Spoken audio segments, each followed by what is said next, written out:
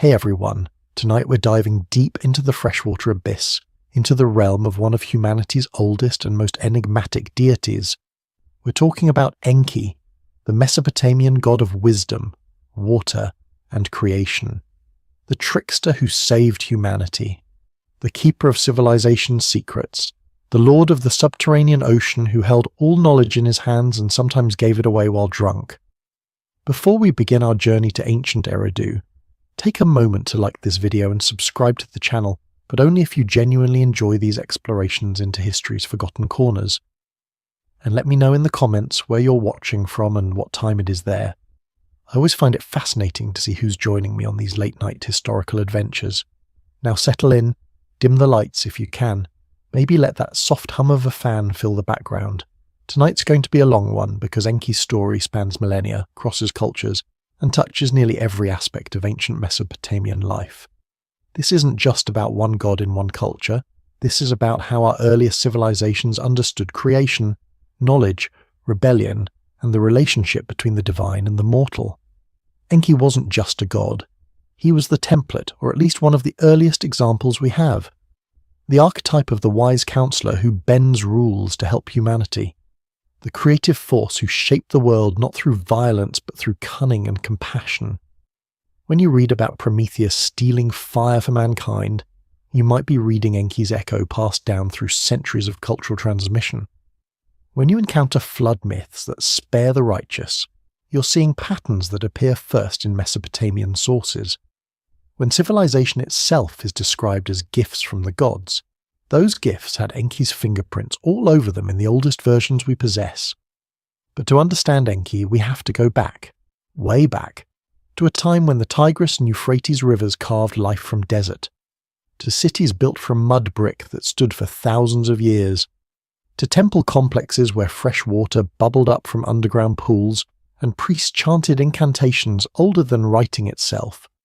We're heading to the very first city, or at least the city the ancient Sumerians believed was first, a place called Eridu, where civilization began, where order was established, where a god rose from the depths to teach humanity everything they would need to survive. That god was Enki. And his story is older than almost any religious narrative we possess. Over the next couple of hours, we'll explore Enki's many names and what they reveal about his nature. We'll walk through the ruins of his ancient temple, rebuilt 18 times over 45 centuries. We'll witness the creation of humanity from clay and divine blood. We'll visit the paradise of Dilmun before it was corrupted. We'll survive a flood that nearly destroyed all life. We'll watch a goddess steal the very foundations of civilization in a drinking contest. And we'll trace how this ancient Sumerian deity evolved, spread, and influenced cultures from Babylon to the biblical narratives that billions know today. Enki's story is messy, contradictory, deeply human despite being about gods.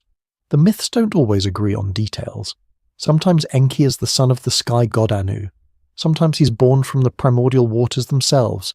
Sometimes he's a benevolent creator. Sometimes he's a serial seducer who needs his mother goddess to heal him after eating forbidden plants. The ancient world didn't demand consistency the way we do. They told the stories that mattered in the moment, that explained the thing that needed explaining. But through all the variations, certain truths emerge. Enki was the god of fresh water, the most precious resource in the desert. He was the master of magic and incantations. He was the patron of craftsmen and artisans. He was clever, sometimes too clever, always willing to find loopholes in divine decrees. And more than any other major Mesopotamian deity, Enki consistently sided with humanity against the harsher judgments of his fellow gods. So let's begin where Enki's story begins, with his names, because in the ancient world, names weren't just labels. They were power, they were essence, they were understanding itself. The god of many names, Enki, Ea, and Nudimud. When you're dealing with a deity whose worship spans thousands of years and multiple cultures, you end up with multiple names, each revealing a different facet of the divine character. Enki accumulated names like a river accumulates sediment, layer upon layer, each one adding depth and meaning. The name Enki itself comes from Sumerian, and most scholars translate it as Lord of the Earth. The Sumerian En means Lord or Master, a title given to rulers and high priests. Kai typically means earth or ground. Simple enough, right? Except that's probably not the original meaning. Language is tricky when you're going back 5,000 years. Some scholars suggest that the ki in Enki might not be the same ki that means earth. It might come from kig, a word whose meaning has been lost to time, or possibly kur, meaning mound or mountain. The ancient Mesopotamians themselves might not have been entirely certain. What matters is what the name came to represent. Enki was the lord of the physical world, the god who shaped reality, who gave form to formless matter. But there's another interpretation that makes even more sense when you understand Enki's primary domain. Ea in Sumerian means house of water. Some scholars believe that Ea was actually the original name of Enki's shrine at Eridu, and the deity took his name from his temple, the House of Water, the dwelling place of the god who controlled the fresh water that made civilization possible. This matters more than you might think.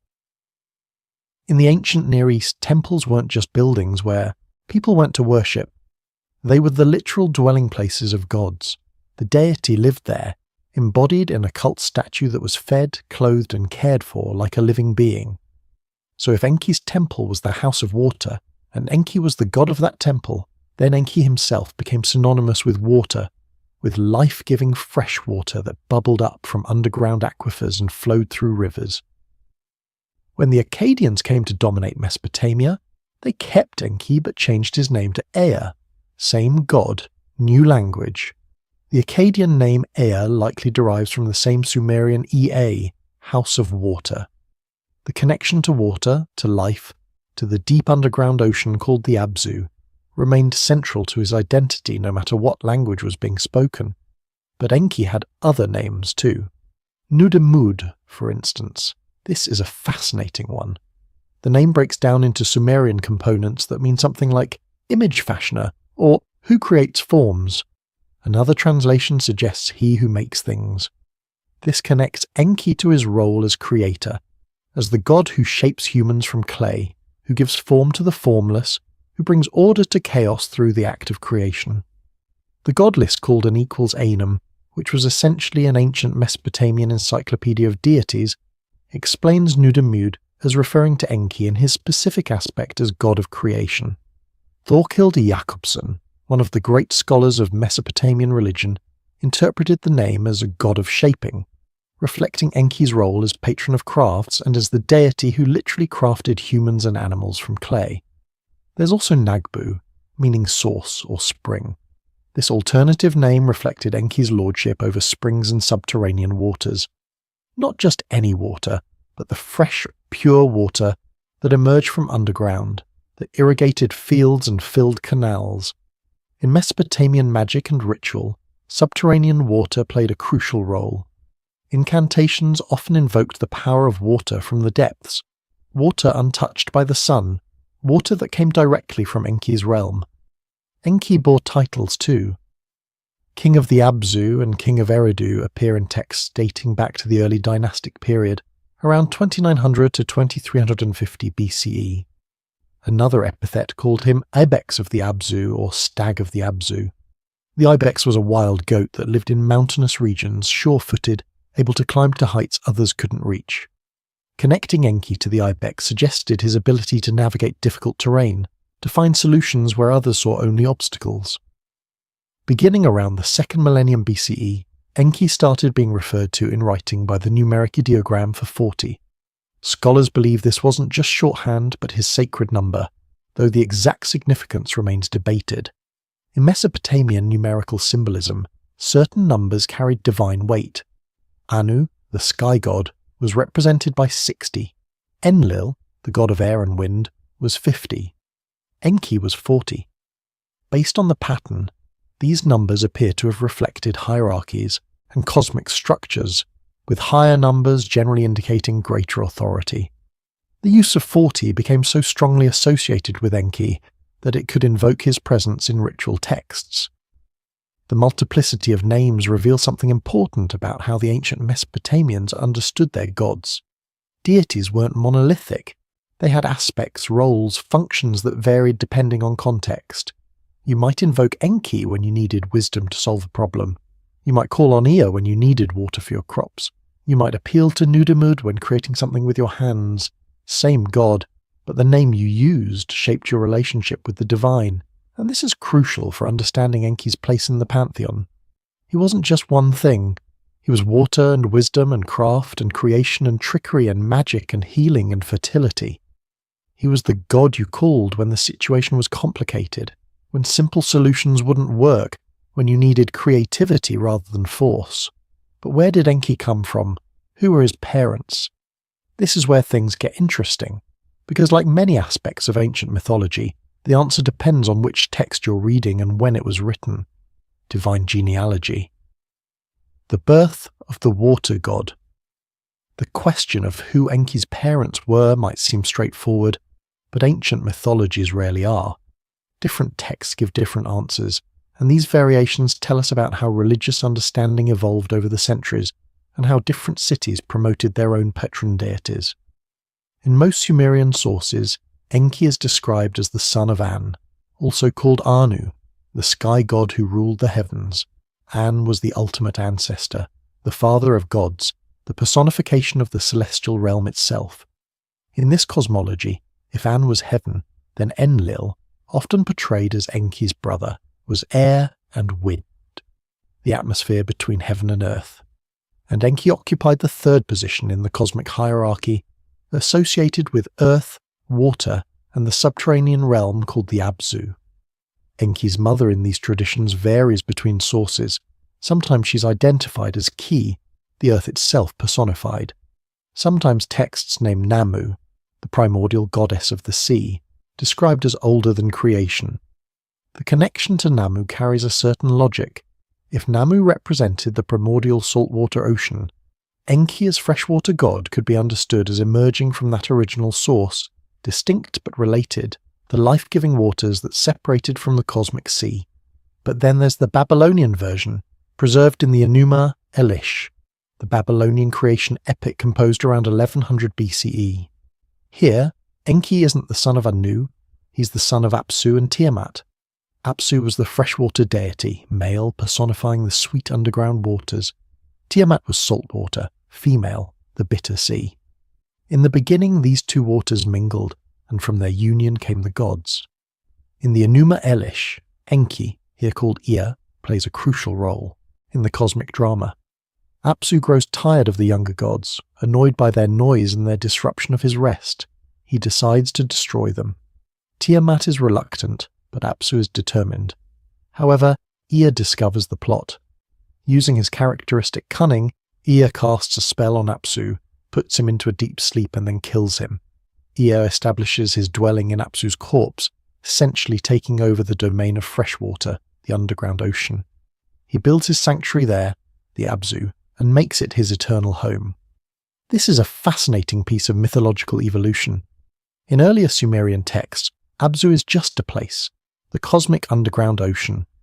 But in the Babylonian tradition, Abzu becomes a primordial deity, a being who must be overthrown before Enki can claim his realm. It's a way of explaining why Enki rules the freshwater depths. He didn't inherit them, he conquered them. He earned his dominion through cleverness and strength. From his dwelling in the defeated Apsu, Ea fathers Marduk, who becomes the supreme god of Babylon. The text goes out of its way to emphasize that Marduk surpasses even his father. At the end of the Enuma Elish, Ea gives Marduk his own name and his own offices, essentially passing the torch to the younger generation. This reflects Babylonian politics as much as theology. Babylon wanted its patron god, Marduk, to be supreme, but Marduk couldn't just appear from nowhere. He needed a pedigree.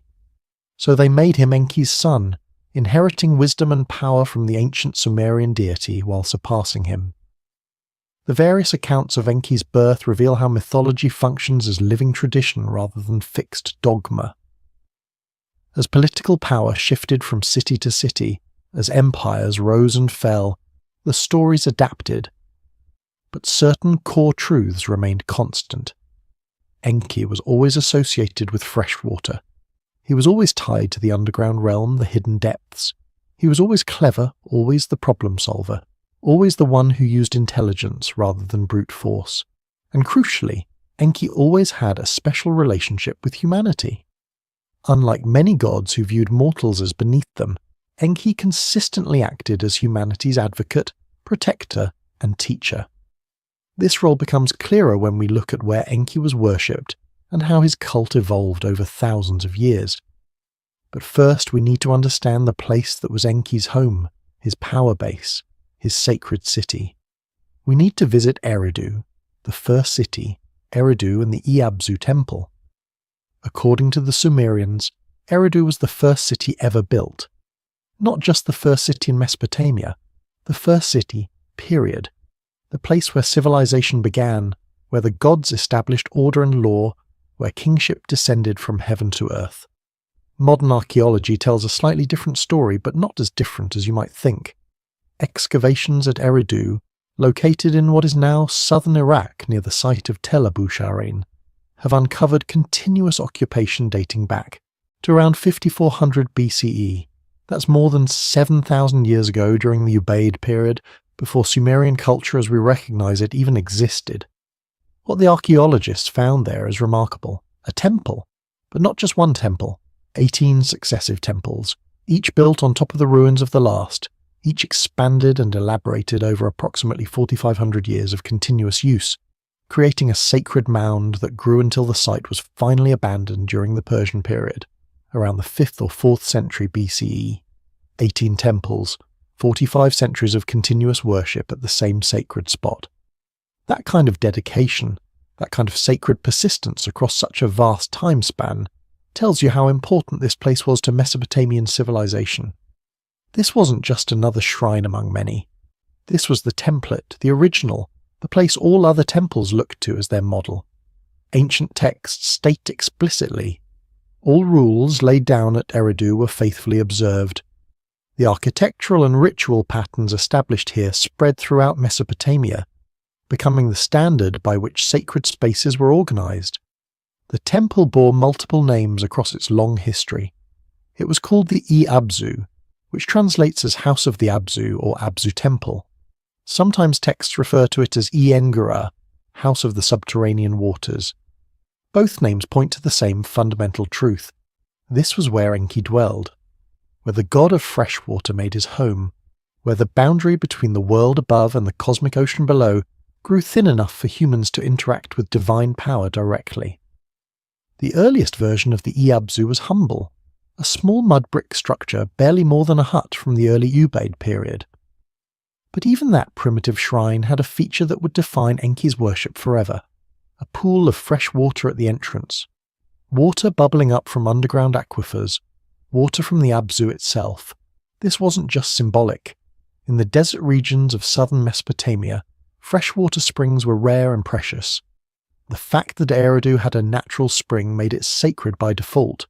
Water meant life, water meant survival, and water that came from underground, water that seemed to flow from an inexhaustible source that was divine. Excavations found carp bones scattered throughout the temple complex. Thousands of carp bones. This suggests communal feasts, ritual meals where fish from the sacred waters were shared among worshippers. The carp became one of Enki's symbols, appearing in art and iconography alongside flowing water. Even today, when you see ancient depictions of Enki, you often see streams of water flowing from his shoulders and fish swimming in those streams. That imagery goes back to those carp feasts at Eridu, to the recognition that Enki provided not just water, but the food that water sustained. Over the centuries, as Eridu grew from a village to a major city, the temple complex expanded. Each successive ruler who claimed power in Sumer felt obligated to honor Enki by renovating or rebuilding his temple. The Sumerian king list mentions several kings who worked on the Iabzu: Elili of Ur, Ur-Nammu, Shulgi, and Mar-Sin, all from the 3rd dynasty of Ur around 2100 to 2000 BCE. Later still, Nur-Adad of Larsa left inscriptions boasting of his renovations. During the 3rd dynasty of Ur-Nammu built an enormous ziggurat over the ruins of previous temples. A ziggurat is a stepped pyramid, a sacred mountain made by human hands, a structure that connected earth to heaven. Ziggurats became common features of Mesopotamian temples, but the pattern was established at Eridu. The idea was that gods dwelled on mountains, high places closer to the realm of heaven. But southern Mesopotamia was flat, deltaic, nothing but river plain. So they built artificial mountains, ziggurats, to house their gods. The ziggurat at Eridu, though unfinished, was massive. Its base covered a significant portion of the Tell, the artificial mound created by millennia of building and rebuilding. The structure would have been visible for miles across the flat landscape, a beacon declaring the presence of Enki, the Lord of the Deep. But the most important feature of the Iabzu wasn't its size or its ziggurat, it was the water, always the water. The sacred pool at the entrance remained a constant through all 18 iterations of the temple. Priests performed purification rituals there. Incantations were recited over its surface. Offerings were thrown into its depths. The pool connected the temple to the Abzu, to Enki's true realm, the cosmic ocean that lay beneath the world. In Mesopotamian cosmology, the earth was understood as a flat disk floating on this underground ocean. Springs, rivers, wells, they were all openings to the Abzu, places where Enki's power reached the surface. But Eridu was special. Eridu was where the connection was strongest, where the boundary was thinnest. The temple wasn't just built over the Abzu, it was the Abzu made manifest in the material world. Thorkild Jacobsen, the scholar who did so much to illuminate Mesopotamian religion, proposed an intriguing hypothesis. He suggested that originally, the deity worshipped at Eridu wasn't Enki at all, but Abzu itself as a primordial non-anthropomorphic divine force. According to this theory, the underground ocean was initially revered as an entity unto itself. Over time, a Sumerian religion became more anthropomorphic, and gods developed personalities and narratives. Abzu the place became associated with a deity who ruled it. That deity became Enki. This would explain the intimate connection between the god and the realm. Another scholar, P. Steinkeller, offered a different reconstruction. He suggested that in the earliest period, Enki might have actually held a subordinate position to a goddess, possibly Ninhursag. In this scenario, Enki would have served as divine consort or high priest to her cult, before eventually rising to prominence as an independent power. If accurate, this would account for some of the complex relationships between Enki and various mother goddesses that appear throughout Sumerian mythology. Whatever the original configuration, by the time we have written records, Enki is firmly in control. The Iabzu is his temple, Eridu is his city, and from this power base, his influence spread across all of Mesopotamia. Eridu's location near the marshlands at the mouth of the Euphrates River made it a natural centre for a water god's cult. The marshes teemed with life, fish, birds, reeds, useful for building and basket making. The city sat at the boundary between land and water, between the ordered world of agriculture and the wild realm of the delta. Enki, lord of that boundary, mediated between human civilization and the chaotic fertility of nature. The temple hosted festivals, though details are scarce. One myth, Enki's journey to Nippur, describes Enki travelling from Eridu to Nippur, the religious capital where Enlil ruled. Enki brings musical instruments, drums and harps and lyres, tools for celebration. The myth ends with a drinking competition between Enki and the other gods. This gives us a hint at how festivals might have operated. Music, alcohol, celebration, the gods brought down to earth through their cult statues and honoured with feasting. But the Iabzu wasn't just about festivals and public worship. It was also a centre of esoteric knowledge. Enki was the god of magic and incantations, and his priests were specialists in ritual. They knew how to ward off evil spirits. They knew how to cure illnesses through water rituals and spoken words.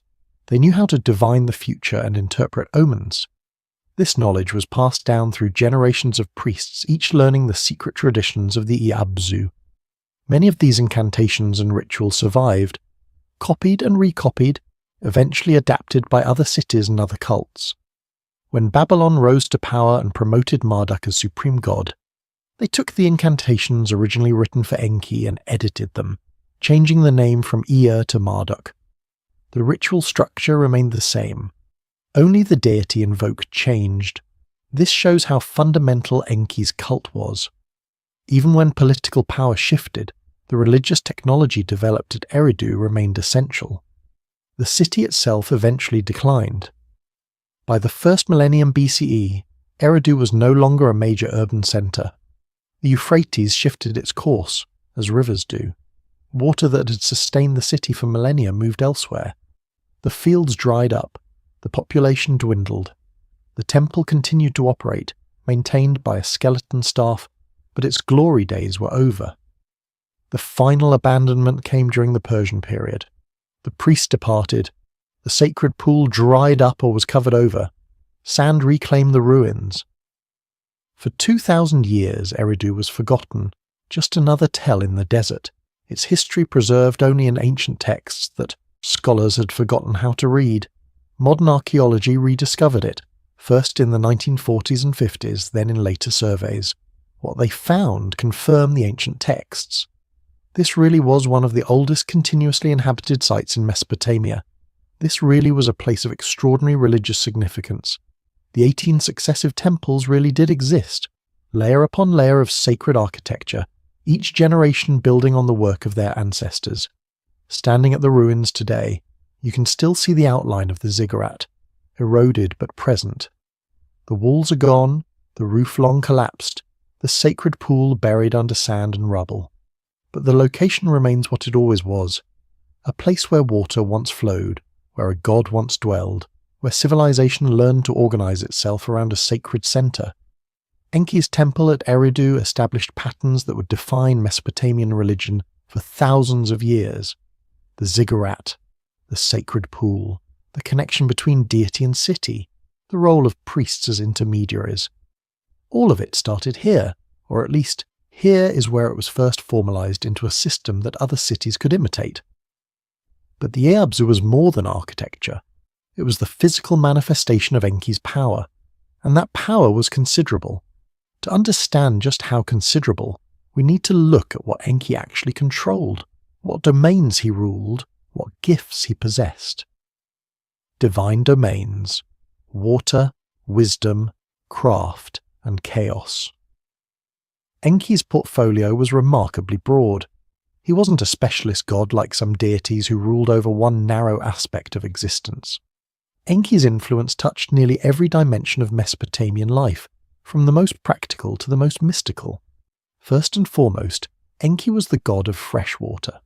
Not just any water, but the sweet, life-giving water that came from underground, that filled rivers and streams, that made agriculture possible in an otherwise hostile environment. In Sumerian, the word A means both water and semen, a linguistic connection that made explicit the fertility aspect of Enki's domain. Water brought life. Water was life, and Enki controlled it all.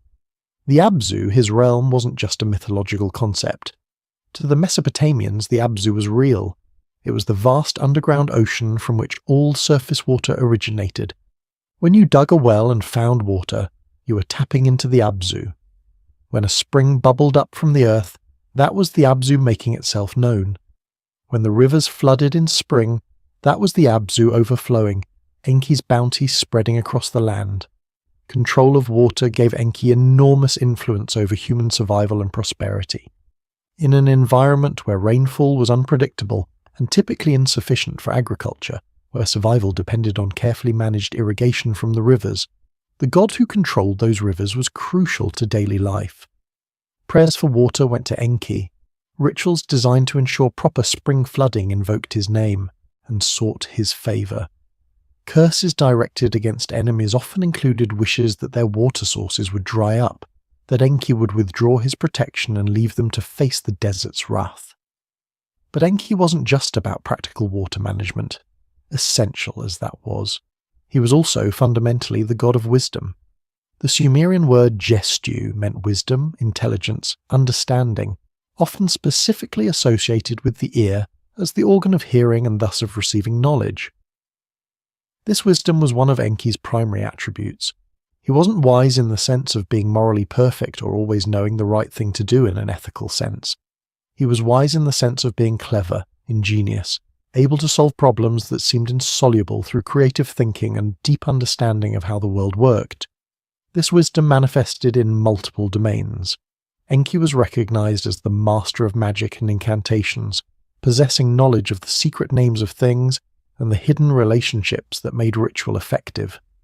In Mesopotamian thought, magic wasn't supernatural in the sense of violating natural law.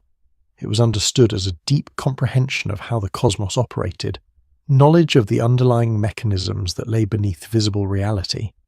Enki possessed that esoteric knowledge and could share it with those who served him properly. Exorcist priests called a Shipu in Akkadian particularly revered Enki and invoked him constantly in their professional work. These were highly trained specialists who performed complex rituals to drive away demons and evil spirits, to cure illnesses understood as supernatural in origin, to purify spaces and people from contamination. Their incantations often began by invoking Enki's name, asking for his wisdom and power to make their words effective against malevolent forces. The logic was straightforward. Enki possessed the deepest magical knowledge, understood the secret mechanisms of cosmic power. By invoking him, the exorcist priest borrowed that power, channeled it through proper ritual forms and directed it against evil. There was a formula that appeared repeatedly in Akkadian magical texts, showing how Enki's role was integrated into later practice. Ea, Enki, would provide the spell, understanding the words and gestures needed. Shamash the sun god would provide purification, as sunlight drove away evil and cleansed contamination. Marduk would oversee the implementation, ensuring the ritual unfolded correctly and produced the desired effect. Enki was the source, the wellspring from which magical effectiveness flowed, even in periods when Marduk had theoretically superseded him as supreme deity. Diviners, called Baru in Akkadian, also looked to Enki as their ultimate patron and source of their interpretive abilities. These were priests who specialized in reading omens, interpreting signs, perceiving what the gods communicated through natural phenomena. They read the future in the patterns of oil spreading on water, in the movements and behavior of animals, in the formations of clouds, in the livers of sacrificed sheep, in the movements of smoke from incense. This required wisdom of a particular kind, the ability to perceive hidden meanings, to understand what the gods were communicating through signs and symbols, to read the language of divine will as it manifested in the material world. Enki, as the wisest of gods, the one who understood hidden things and secret relationships, was naturally their patron. They prayed to him before performing divinations, asking for insight, for the ability to interpret correctly, for protection from misreading divine messages. But Enki's wisdom extended beyond the mystical into the realm of practical knowledge and skilled work. He was recognized throughout Mesopotamia as the god of crafts and artisans, patron of everyone who transformed raw materials into useful or beautiful objects.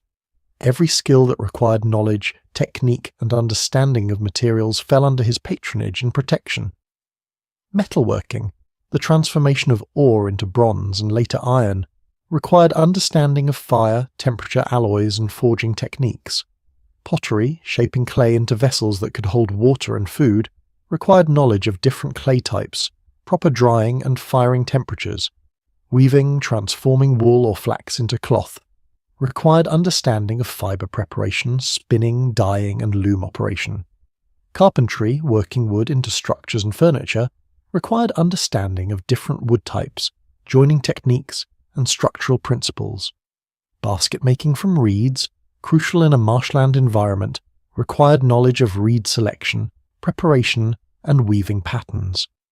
Brickmaking for construction, essential in a region where stone was scarce, required knowledge of clay preparation, moulding, and proper firing or sun-drying. All of these crafts required what we might call technical knowledge, practical wisdom that came from understanding materials and processes, from knowing how to work with the physical world to achieve desired results. In one of his aspects, called by the name Ninsiku or Nisiku, Enki was specifically invoked as patron of objects devoted to divine subjects and purposes. Temple implements like incense burners, offering vessels and ritual tools, cult statues that embodied divine presence and received daily care and offerings, ceremonial vessels made of precious metals, decorated with religious imagery. Anything crafted for religious purposes, anything that would serve in the temples or in ritual practice, came under his domain in this aspect. Craftsmen would pray to Enki before beginning important work, especially work intended for religious use, asking for his blessing, his guidance, his inspiration to create objects worthy of the gods.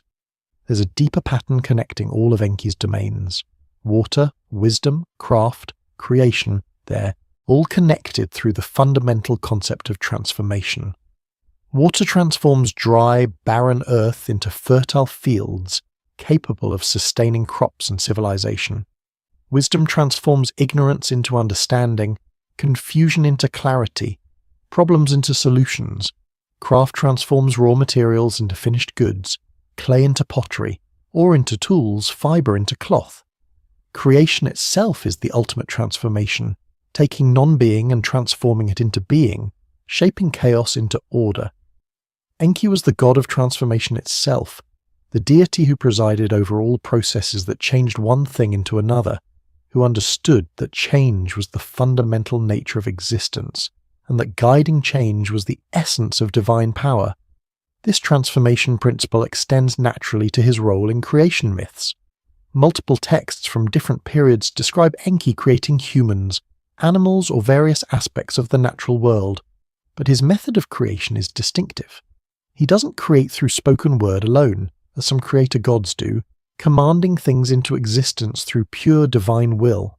Instead, Enki creates through craft, through the literal physical work of forming clay into shapes, breathing life into inert matter, solving the practical problems of how to make something from nothing. His creation is hands-on, tactile, requiring both conceptual understanding and manual skill. This makes his creative acts more relatable to human experience, more comprehensible as an extension of craftsmanship rather than as an incomprehensible miracle.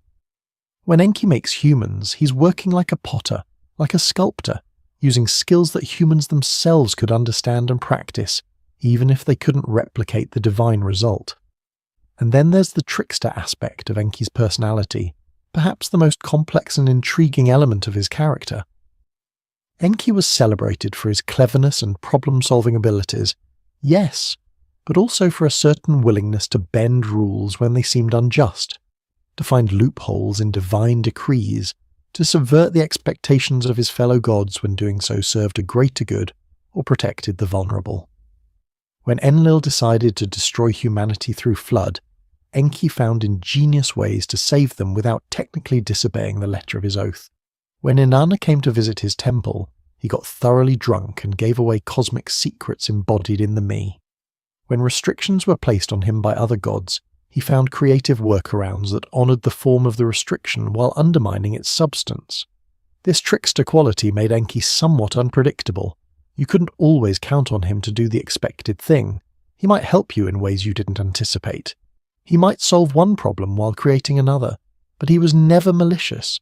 His tricks weren't cruel. They were clever, often beneficial, especially to humans. He was the divine lawyer, the one who found the technicality that let you escape an unjust sentence. The sexual dimension of Enki's character deserves mention too. Sumerian texts are remarkably explicit about Enki's sexual exploits.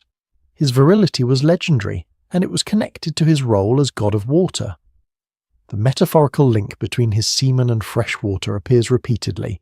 When Enki makes love, he's fertilizing the earth. When he releases water, he's bringing life. Modern translations have sometimes sanitized this aspect of the myths, making them more palatable to contemporary sensibilities.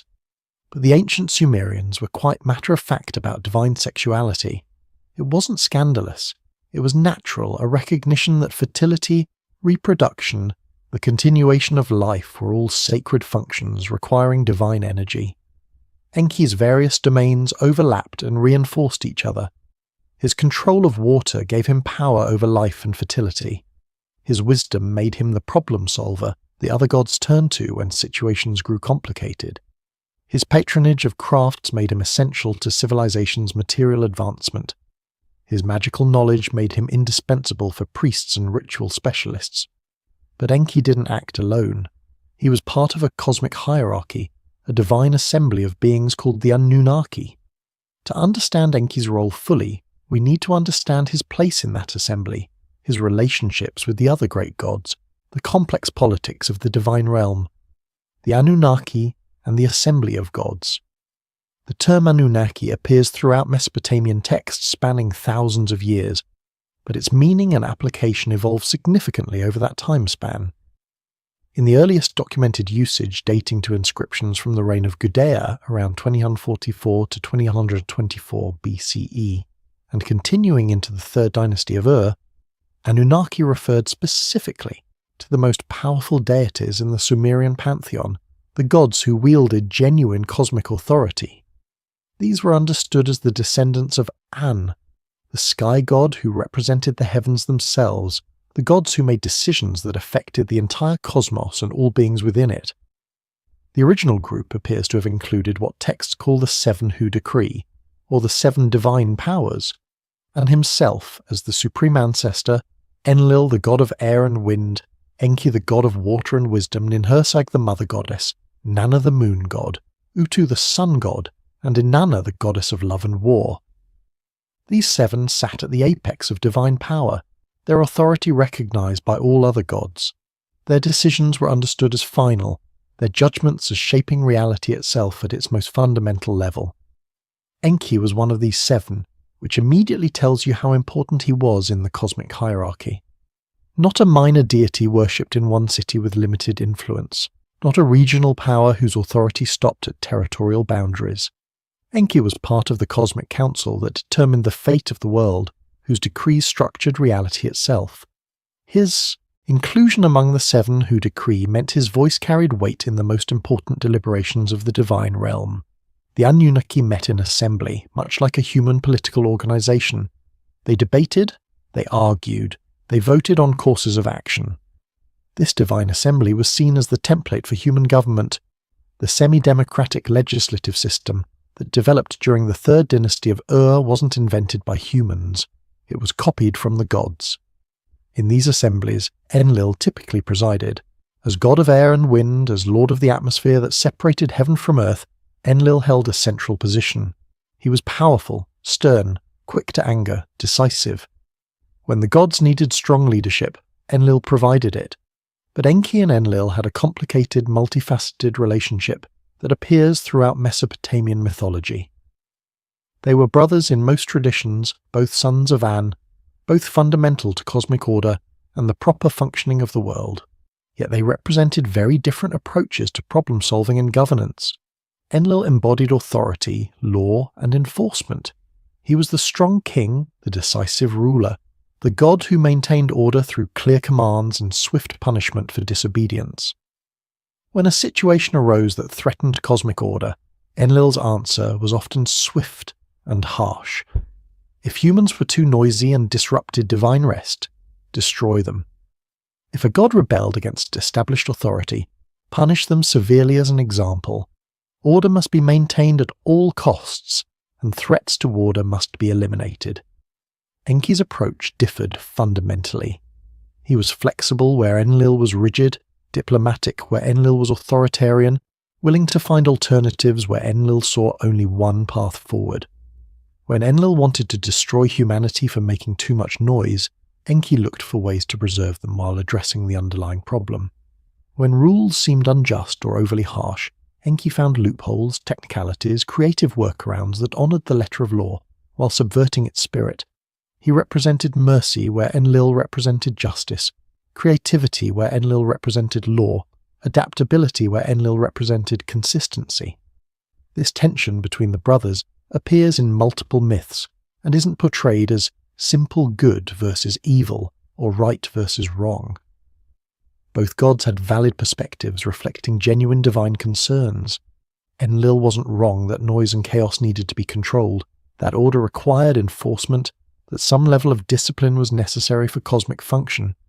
Enki wasn't wrong that wholesale destruction was excessive, that flexibility served better than rigidity, that preserving creation mattered more than maintaining absolute quiet, The conflicts between them represented genuine cosmic dilemmas, questions about balance and proportion, about how much order was necessary and how much flexibility was permissible in a functioning cosmos.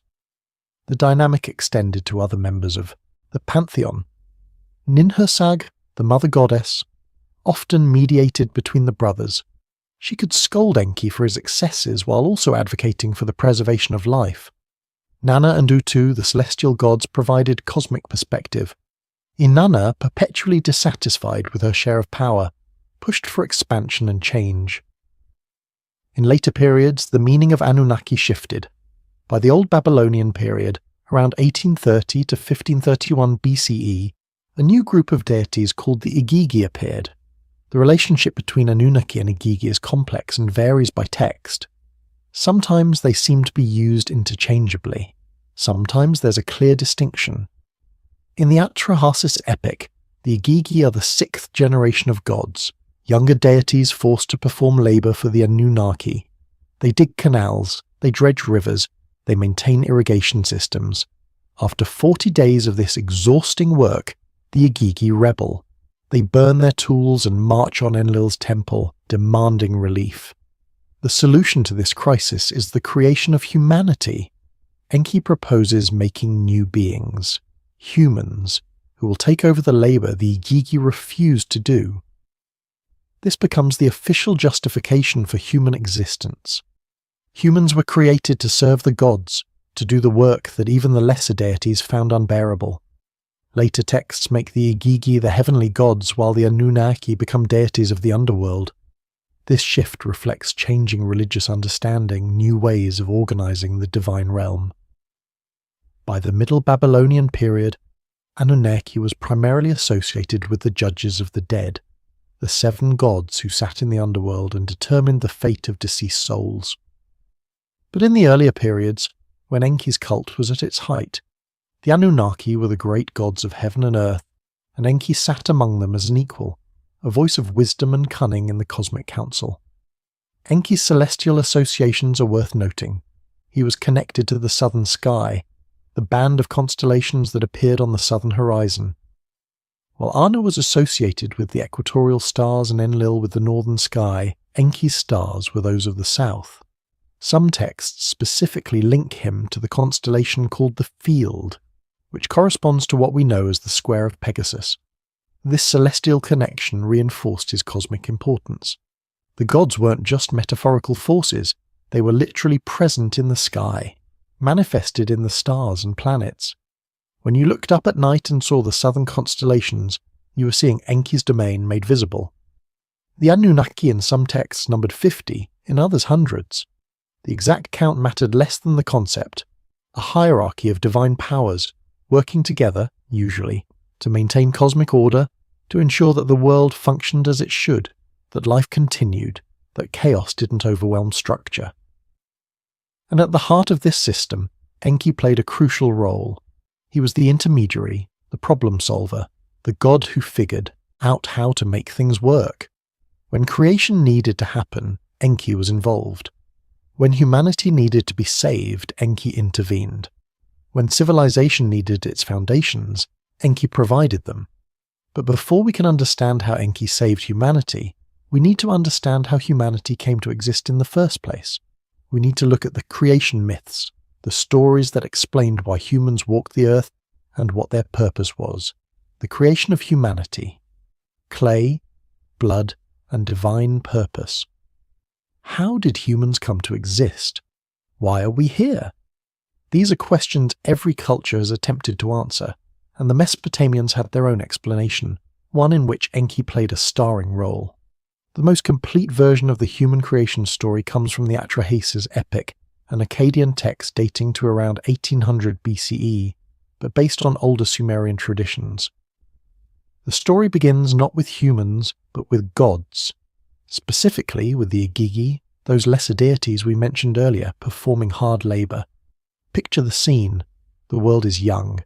The great gods, the Anunnaki, have established themselves in their palaces. But somebody needs to dig the canals that will irrigate the fields. Somebody needs to dredge the Tigris and Euphrates rivers, keeping them navigable. Somebody needs to maintain the infrastructure of civilization. That somebody, the Anunnaki decide, is the Igigi. For 3,600 years, the text tells us, the Igigi labor. They dig, they dredge, they build. 3,600 years of backbreaking work with no end in sight. Finally, they've had enough. They burn their tools in a great bonfire and march on Enlil's temple, surrounding it in the night, demanding change. Enlil is terrified. The text describes his face as sallow as a tamarisk, pale with fear. His vizier advises him to summon the great gods for counsel, Anu from the heavens and Enki from the Abzu. When everyone has assembled, the Igigi state their case. The work is too hard. They can't continue. Something has to change. Anu asks who instigated the rebellion, intending to punish the leader. But Enlil understands that punishment isn't the solution. The work genuinely is unbearable. If they execute the rebel leaders, the others will simply rebel again. A different approach is needed. This is where Enki speaks up with a characteristic solution. He proposes a radical idea. Create a new being, an artificial creature designed specifically for labor. This being won't be divine, won't be part of the established cosmic hierarchy. It will be something entirely new, a servant race that can take over the work the Igigi refuse to continue doing. The proposal is accepted by the divine assembly. But creating a new form of life requires more than just decision-making. How do you actually fashion a thinking, working being from nothing? Enki, ever practical and drawing on his role as craftsman god, has a detailed plan. You take clay, the basic material of the earth, abundant in the river valleys of Mesopotamia. You mix it with something divine to give the clay being life and consciousness. Specifically, according to the text, you mix it with the blood of a god who is sacrificed explicitly for this purpose, transforming death into the foundation of new life. The text names the sacrifice, a god called Weila, sometimes written as Geshtu-E, identified as one of the Igigi leaders, possibly the primary instigator of the rebellion. His execution serves multiple purposes: punishment for rebellion, solution to the labor problem, and divine contribution to the new creation. His blood is mixed with clay in a ritual that combines craftsmanship with sacrifice. But the actual shaping and animation of humanity isn't accomplished by Enki working alone. He collaborates with Nintu, also called Mummy or Beletili in different texts, one of the mother goddesses who specializes in birth and formation. She's the womb goddess, the one who knows the deepest secrets of birth and the formation of life. Her expertise is essential because creating life requires understanding the processes of generation, not just craft. Together, Enki and Nintu create the first humans, 7 males and 7 females, formed from clay and divine blood, given life through a ritual that involves placing the mixture in a womb, a process that mirrors natural birth but uses divine materials. The text is explicit about the process. You are the womb goddess, creatress of humankind. Create Lulu man, let him bear the yoke. Let him bear the yoke. The task of Enlil, let man carry the labour basket of the gods. The name given to humanity is Lulu, which might be related to mixture or hybrid. Humans are a combination of earth and divine essence, material and spiritual, mortal but bearing a spark of the divine within them. This combination explained to the Mesopotamians why humans were capable of thought and creativity, but also subject to death and suffering. Once the first humans are created and prove successful, the gods produce more. The text describes how the other mother goddesses gather around Nintu to learn the technique. Each creates additional humans, multiplying the new race, until there are enough to take over the labour the Igigi abandoned. The Igigi are freed, the Anunnaki are satisfied, the work gets done, and humanity begins its existence with a clear purpose: serve the gods, maintain civilization, perform the labour that sustains the cosmic order. This is a very different creation story from the one in Genesis, where God makes humans in his own image to have dominion over the earth. In the Mesopotamian version, humans are explicitly created as servants, as workers, as beings whose entire reason for existence is to labour on behalf of their divine masters. But there's another version of the creation story found in texts like Enki and Ninmah. Here, the focus is less on why humans were created and more on the process itself, specifically on Enki's role as craftsman and problem solver. In this myth, Enki and the mother goddess Ninmah, another name for Ninhursag, get into a competition. They're at a banquet drinking heavily because Enki and alcohol are never far apart in these stories. Emboldened by beer, Ninmah boasts that she can create humans with any characteristic she chooses. She's the one who really shapes life. Enki is just the technician. Enki, equally drunk, accepts the challenge. "Create whatever you want," he says. "I'll find a place in society for it. I'll make it useful." So Ninmah creates a series of humans, each with severe disabilities. A person who can't control their bladder, someone who's blind, someone with paralyzed hands, a barren woman. Each time Enki assigns them a role. The incontinent person can work in a field where wetness doesn't matter. The blind person can work as a musician. The one with paralyzed hands can serve at court as a royal advisor. The barren woman can serve in the temple. Enki's point is clear. Every human has value. Every person, regardless of their limitations, can contribute to society. The gods created diversity, and that diversity serves a purpose. Then Enki reverses the challenge. He creates a being so damaged, so malformed, that Ninmah can't find a place for it. The text calls this creature Umul, probably meaning something like weak, or not fully formed. Some scholars think it refers to a premature or stillborn child. Others suggest someone with such severe disabilities that they can't function at all. Ninmah is stumped. She can't assign this being a role. She can't make it useful. By the rules of the competition, Enki has won. The text becomes fragmentary here, damaged tablets leaving gaps in the narrative, but it seems that Ninmah complains bitterly. She accuses Enki of being responsible for her troubles, of driving her from her city after it was attacked. The implication might be that this competition, this creation of disabled beings, somehow violated cosmic order, created problems that had consequences. Enki's response is lost, but the myth seems to end with him attempting to appease Ninmah, to restore peace between them. He finds a place even for the Umul, solving the problem that seemed insoluble. This myth reveals a sophisticated ethical thinking. Yes, humans were created to serve the gods, but within that service there was room for everyone. Disability wasn't divine punishment.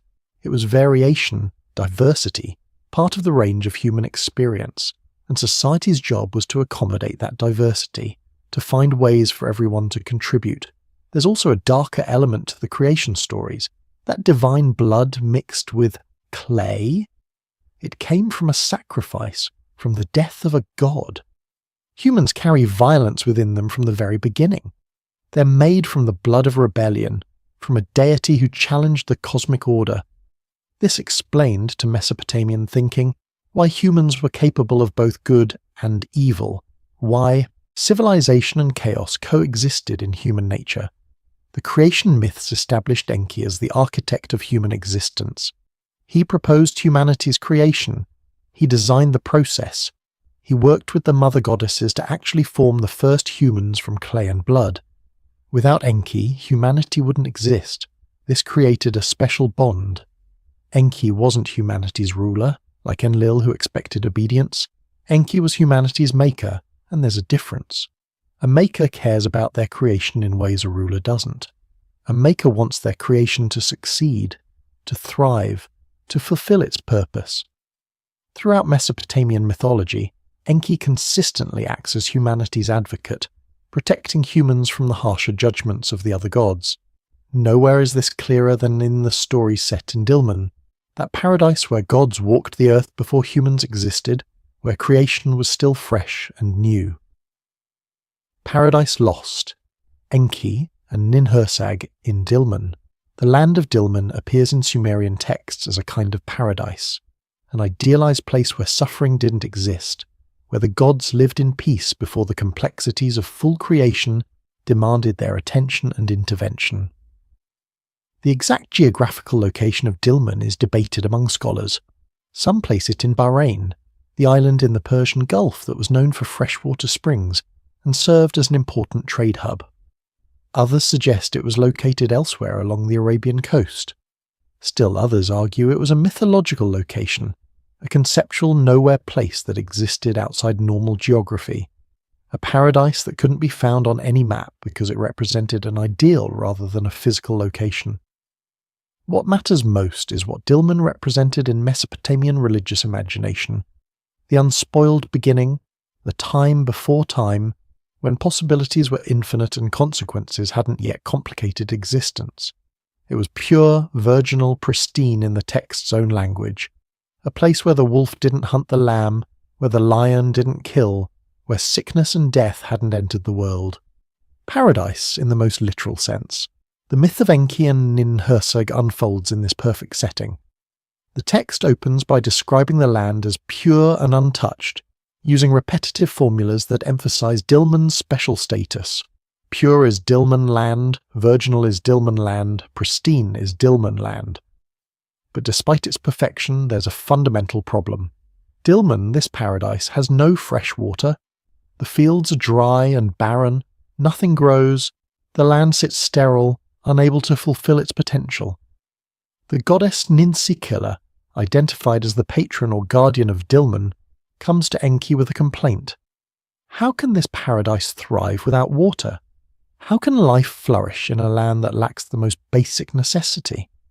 Enki, in his capacity as Lord of Freshwater, solves the problem immediately.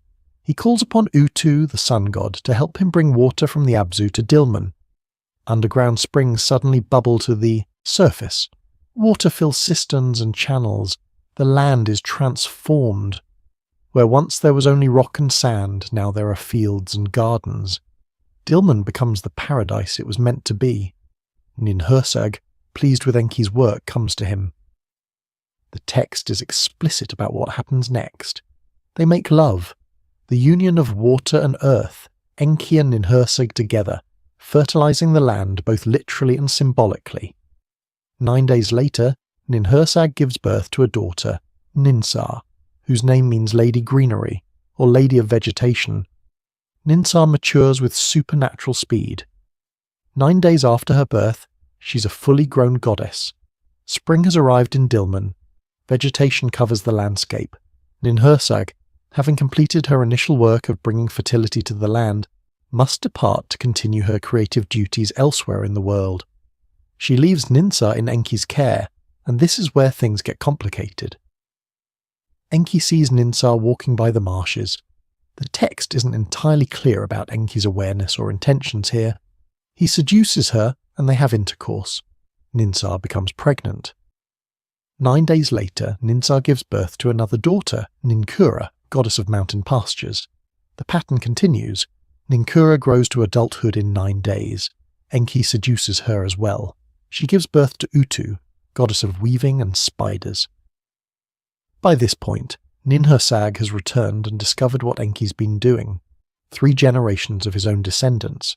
Even in a mythological context where divine behavior followed different rules than human morality, this represents a violation of proper order. Ninhursag warns Utu about Enki.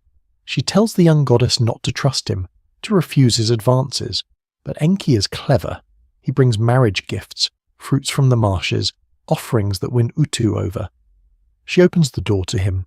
They make love, but this time Ninhursag intervenes before Utu can become pregnant. She removes Enki's semen from Utu's body and plants it in the earth of Dilmun.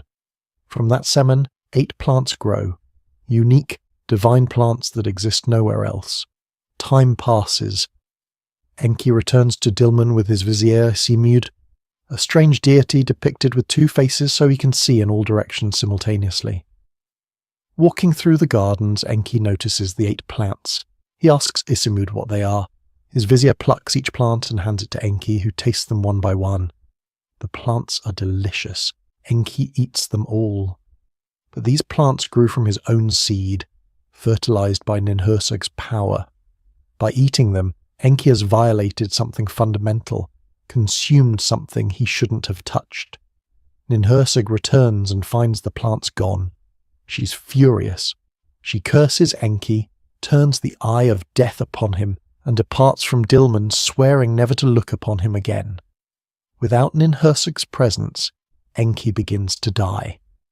The text describes his suffering. 8 organs fail. corresponding to the 8 plants he ate. He grows weaker. The other gods gather. Round, mourning, but none of them can help. Only Ninhursag has the power to heal him, and she's gone, vanished to a place where no one can find her. Enter the fox. A clever animal offers to bring Ninhursag back in exchange for a reward from Enlil, Enki's brother. Enlil promises the fox fame and 2 trees planted in its honour if it succeeds. The fox departs and, through means the text doesn't specify, convinces Ninhursag to return.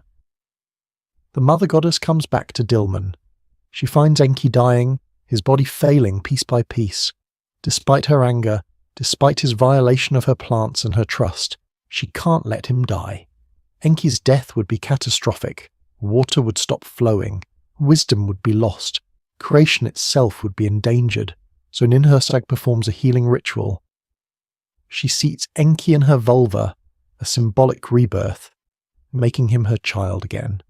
Then she asks him where he hurts. Enki lists each of his failing organs: his head, his jaw, his tooth, his mouth, his throat, his arm, his rib, his side. For each organ, Ninhursag brings forth a healing deity, a god or goddess born from her body to cure that specific ailment. Abu for the head, Nintola for the jaw, Ninsutu for the tooth, Ninkasi for the mouth, Natsi for the throat, Azimua for the arm, Ninti for the rib, Ensag for the side. These 8 deities, created to heal Enki's 8 illnesses, become minor gods with specific functions in the Mesopotamian pantheon. Several of them involve wordplays. Ninkasi, goddess of beer, derives from Kal, the Sumerian word for mouth, connecting her to drink and satisfaction. Ninti presents a particularly interesting case. Her name involves Ti, which in Sumerian can mean both rib and life. Some scholars, most notably Samuel Noah Kramer, have pointed to this as a possible source for the biblical story of Eve being created from Adam's rib. The myth of Enki and Ninhursag predates Genesis by well over 1,000 years. The linguistic connection between rib and life in the Sumerian would work as wordplay in that language, but doesn't naturally occur in Hebrew. This suggests the biblical authors might have inherited a story whose original linguistic logic they partially preserved without fully understanding its Sumerian roots. Not all scholars accept this connection, but the parallels are striking enough to warrant consideration. Once all 8 deities are born and Enki is healed, he blesses them, assigning each a role. The blessing of Ensag is particularly important. Enki makes him Lord of Dilmun, giving him authority over the paradise that was the setting for this entire complicated drama. The myth of Enki and Ninhursag is strange even by mythological standards. It's a story about fertility and transgression, about the creative power of divine sexuality and the consequences when that power is misused. It explores the necessity of balance between male and female divine forces, showing how creation requires cooperation even when relationships are strained. Some scholars have interpreted this as an agricultural allegory. In this reading, Enki represents water, while Ninhursag represents earth. Their union produces vegetation as we'd expect, but water can't act independently without causing problems. If water dominates without proper partnership, if it takes without reciprocal giving, the balance breaks down and the land suffers. Only when equilibrium is restored between water and earth does the land truly thrive. The 8 plants growing from Enki's seed could represent different crops or vegetation types, emerging from the proper combination of water and soil. Others read it as addressing disability and illness. Enki, the creator of humanity, experiences human suffering firsthand. He's made vulnerable, brought low, forced to depend on others for healing. The 8 deities born from his pain could represent different aspects of medical care or different approaches to healing that Mesopotamian medicine recognized and practiced. And there's the Genesis connection that scholars have long debated. The Sumerian myth was written thousands of years before the biblical text. The idea of Ninti, goddess of the rib and goddess of life, emerging from Enki's rib to heal him, predates Eve's creation from Adam's rib by well over a millennium. The linguistic parallels and narrative similarities have led scholars like Samuel Noah Kramer to argue for cultural transmission, though others maintain the connections may be coincidental or reflect broader mythological patterns. The similarities are striking enough that the question remains actively discussed in academic literature. But regardless of interpretation, the myth established something crucial about Enki's character. He was fallible, he made mistakes, he could be healed only through the intervention of the mother goddess, acknowledging that male and female divine powers were interdependent. And even when he violated cosmic order, even when he deserved punishment, the world needed him enough that he had to be preserved. The myths set in Dilmun show us gods before humanity existed, gods working out the patterns and relationships that would later define civilization. But eventually, humanity did come into existence, and when it did, it quickly became a problem for the gods who created it, a problem that would require Enki's intervention to solve. The Flood. When the gods tried to end humanity. If you know anything about ancient mythology, you know about flood myths. Nearly every ancient culture has one. A deluge that covers the earth, a chosen survivor who builds a boat, animals saved in pairs, a new beginning after catastrophe. The story is told in Genesis with Noah, in Greek mythology with Deucalion, in Hindu texts with Manu, and the oldest version we possess comes from Mesopotamia, where Enki plays a crucial role. The Atrahasis epic gives us the most complete Mesopotamian flood narrative. The story begins after humans have been created and set to work maintaining civilization. For a time, everything functions as intended. Humans labour, the gods rest. The cosmic order is maintained, but humans multiply rapidly. They spread across the land, building cities, creating noise and activity, and this noise becomes a problem. Specifically, it becomes a problem for Enlil, the god of air and wind, whose palace is on earth rather than in the distant heavens. The text is explicit about Enlil's complaint. The noise of humanity keeps him awake. He can't sleep.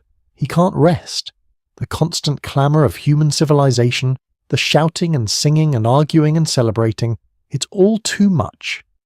Enlil demands quiet. His solution is genocide. If humans are too noisy, eliminate them. Reduce their numbers until the noise becomes tolerable. He starts with a plague, sending the disease god Namtar to kill humans en masse. The humans pray to Enki asking for help. Enki provides it. He tells them to stop making offerings to all the gods and instead concentrate their worship and sacrifices specifically on Namtar. Embarrassed by the attention and the gifts, Namtar relents. The plague ends. Humanity multiplies again. The noise returns. Enlil tries a different approach. Drought. He orders Adad, the storm god, to withhold rain. Fields dry up, crops fail. Famine spreads. Again, humans pray to Enki. Again, he provides a solution. Focus all offerings on Adad, he advises. Shame him with gifts until he relents. Adad, like Namtar before him, is embarrassed by the concentrated worship and quietly allows enough rain to fall that humanity survives.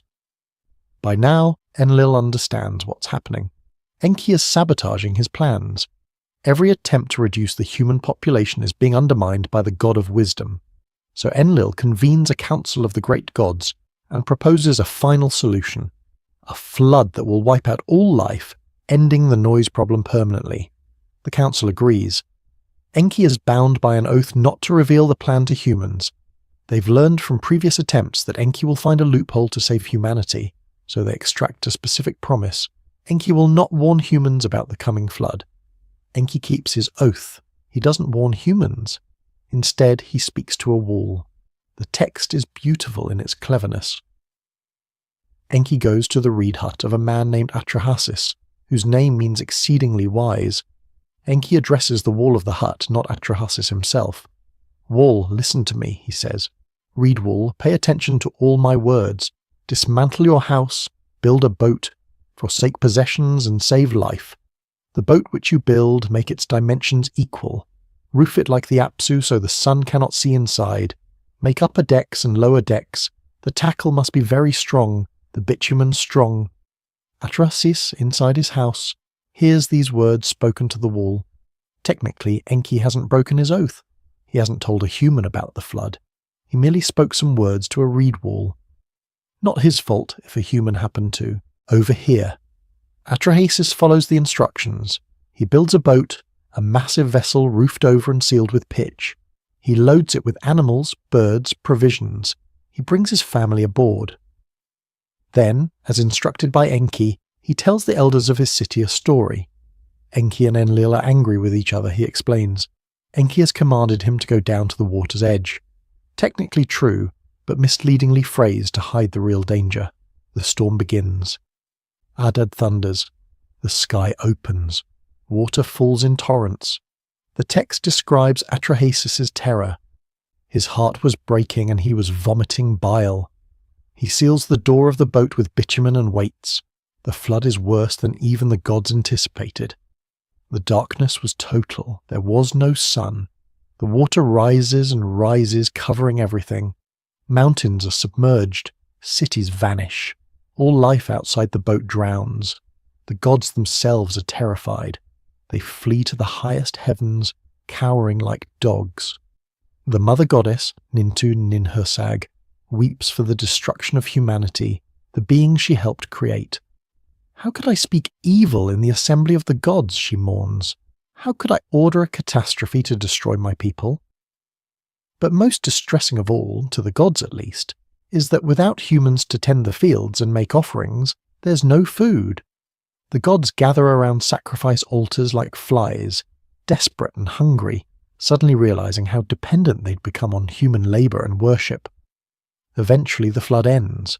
The waters recede. The boat comes to rest on a mountain. Atrahasis opens the hatch and releases birds to see if dry land has appeared. First a dove, which returns, then a swallow, which also returns, finally a raven, which doesn't come back, indicating it found land where it could survive. Atrahasis disembarks with his family and the animals. The first thing he does is make a sacrifice to the gods. The smell of burning offerings rises to heaven. The starving gods descend immediately, grateful beyond measure that humanity has survived, that the sacrificial system can resume. Enlil arrives last. When he sees the boat and realizes that humans survived, he's furious. Only Enki could have managed this, he realizes. Only Enki was clever enough to warn humanity without technically breaking his oath. Enki admits it freely. Yes, he saved Atrahasis. I made sure life was preserved, he states. The text at this point becomes fragmentary, damaged tablets leaving gaps. But the general outline is clear. Enki persuades Enlil to adopt a more humane solution to the population problem. The resolution they agree on is both practical and dark, revealing Mesopotamian thinking about human mortality.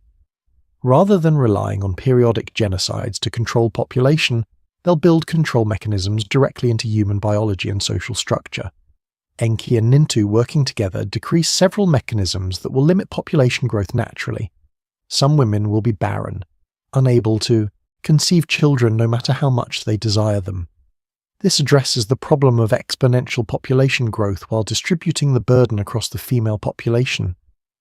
Infant mortality will claim some babies before they can grow to produce more noise and consume more resources. The text is blunt about this. A demon called Pasitu will snatch the baby from its mother's lap, causing death before the child can mature. Additionally, certain classes of temple women will be consecrated to the gods and required to remain childless. These religious roles, which might include what texts call the Kadishtu, Kulmashtu, and other categories of temple servants, ensure that a portion of the population won't reproduce. This represents not just population control, but the institutionalization of celibacy as a religious vocation. Death itself is formalized as an inescapable part of human existence. Where before the creation of humanity the texts don't specify a natural lifespan, now mortality is guaranteed. Humans will age, weaken, and die. Suffering in childbirth becomes part of the human experience, as does disease that kills the young and the vulnerable. The gods build population control directly into human biology and social organization, making it self-regulating rather than requiring divine intervention. It's a harsh solution. But from the gods' perspective, it's preferable to repeated floods. Humanity is allowed to continue existing, but with constraints that prevent them from overwhelming the earth with noise and activity. Atrahasis himself is removed from the normal human world. In some versions, he's taken to a paradise at the edge of creation where he lives forever. the one human granted immortality for his faithfulness. This element appears in different forms across Mesopotamian flood traditions. Sometimes the survivor is called Ziusudra, sometimes Utnapishtim. But the basic story remains consistent. One family survives, builds a new world, and the relationship between gods and humans is redefined in the aftermath. The Mesopotamian flood story is older than Genesis by at least 1,000 years, with the earliest versions dating to the early 2nd millennium BCE. Scholars have long recognized substantial parallels between the accounts. The details share too many specificities to easily dismiss as coincidence. The ark construction, the preservation of animals, the bird sent out to find land, the sacrifice afterward that attracts the gods. Even certain phrases appear in both traditions, suggesting either direct transmission or shared cultural heritage. Several scholars have argued for direct influence, noting that during the Babylonian exile, Judean scribes would have been exposed to Mesopotamian literature and could have adapted these stories. Others suggest the similarities might reflect broader Near Eastern flood traditions that both cultures drew upon independently. The debate continues in academic circles, but there are crucial differences. In Genesis, God sends the flood as punishment for human sin. Noah is saved because he's righteous.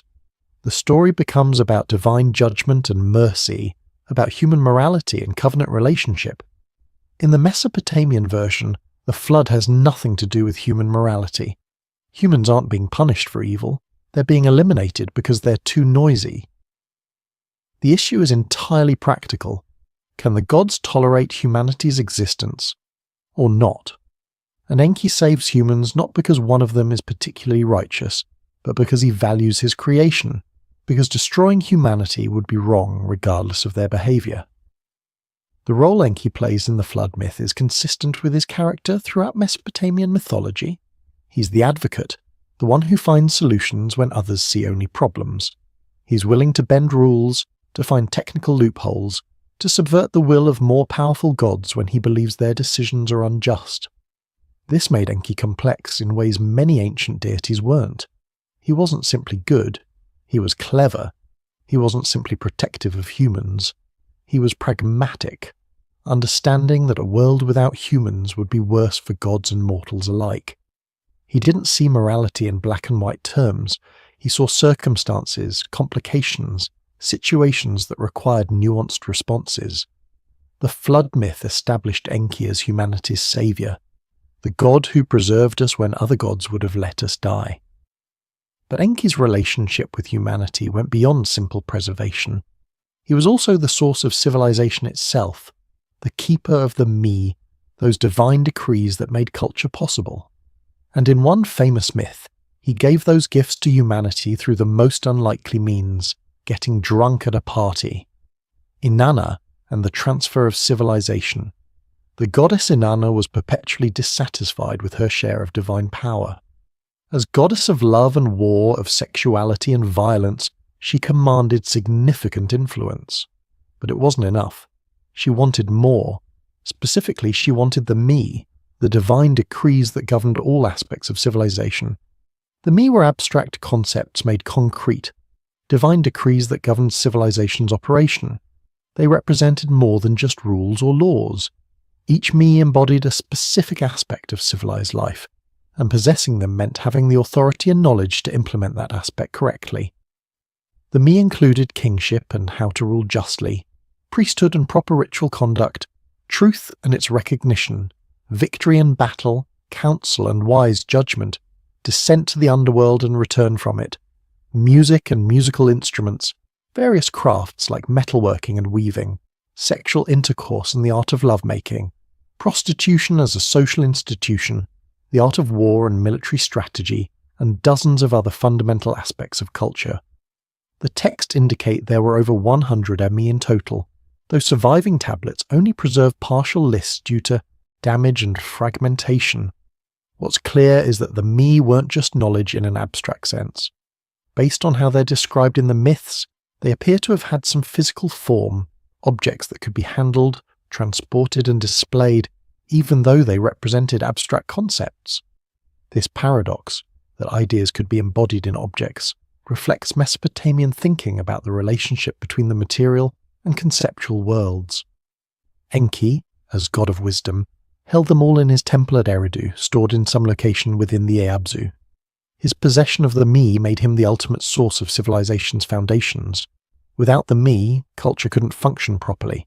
With them, a city could establish itself as a center of learning, power, and proper cosmic order. Inanna, ruling from her city of Uruk, decided she wanted those me in her city instead. If Uruk possessed the foundations of civilization, it would become the supreme city, the center of culture and power. And Inanna would be recognized as supreme among gods. So she devises a plan. She takes her boat of heaven, a divine vessel, and travels to Eridu. She presents herself at Enki's temple, the Eabzu, where Enki's vizier Isimud greets her. Enki is delighted to see his daughter, or possibly his niece, depending on which genealogy you follow. He orders a feast in her honor. The banquet includes generous quantities of beer. Beer was sacred in Mesopotamia, associated with Ninkasi, one of the goddesses born from Enki's healing. Drinking wasn't seen as problematic in itself. It was celebration, communion, the proper way to honor gods and guests. Enki and Inanna drink together. Toasts are offered. More beer is consumed. Enki becomes thoroughly intoxicated. And Inanna, who has been moderating her drinking, begins to make requests. The me are kept somewhere in the temple, possibly as physical objects that embody the abstract concepts they represent. Tablets don't describe what they look like, but they can be handled, transported, displayed. Inanna asks Enki to give her some of the me as gifts. He agrees enthusiastically, listing gift after gift. The throne of kingship, the exalted scepter, the art of priesthood, truth, descent to the underworld, ascent from the underworld, the art of lovemaking, the art of war, music and musical instruments, the craft of metalworking, literacy and writing. On and on, Enki gives away the foundations of civilization while completely drunk. Inanna accepts each gift with delight. She loads the me onto her boat of heaven and departs for Uruk before Enki can reconsider.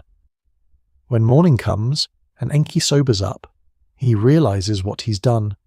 The me are gone. The gifts of civilization have been removed from Eridu. His temple has been stripped of its power. He asks Isimud what happened, and his vizier confirms the disaster. Enki gave everything to Inanna.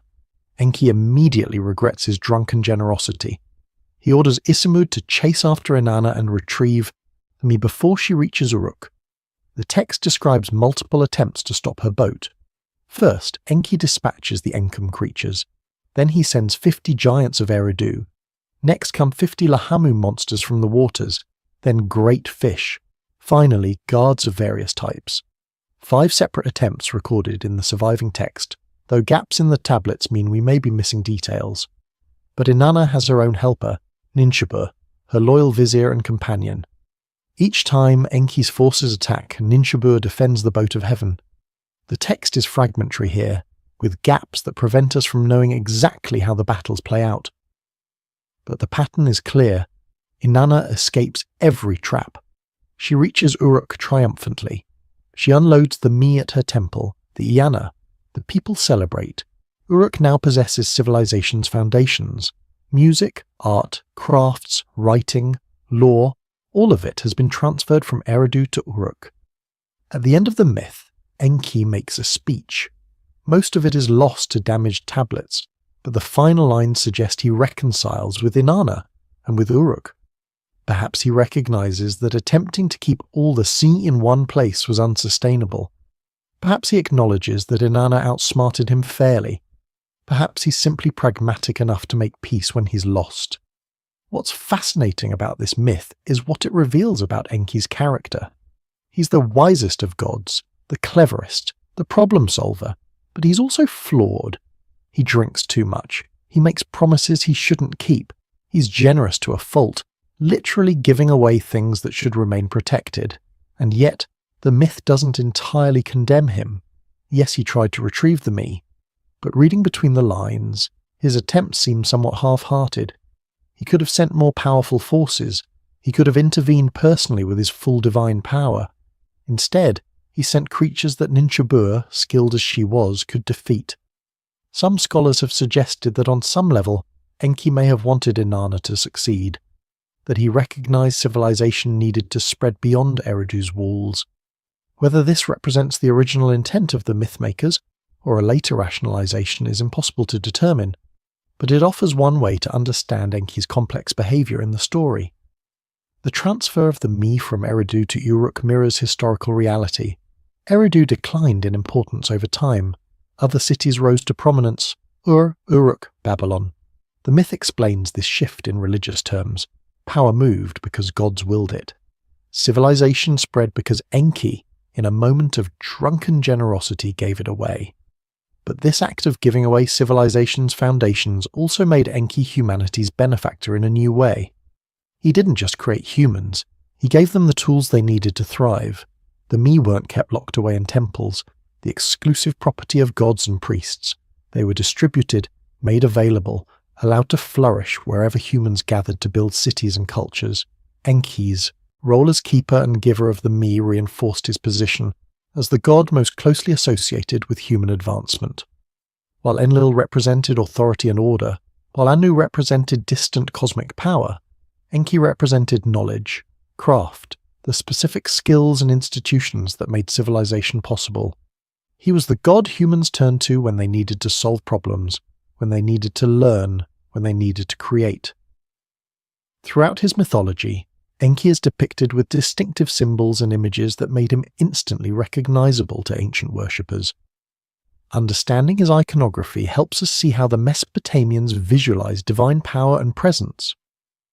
Iconography and symbols, visualizing the water. God Mesopotamian deities weren't typically depicted as abstract concepts. They had forms, features, symbols that appeared in art, on cylinder seals, in temple reliefs.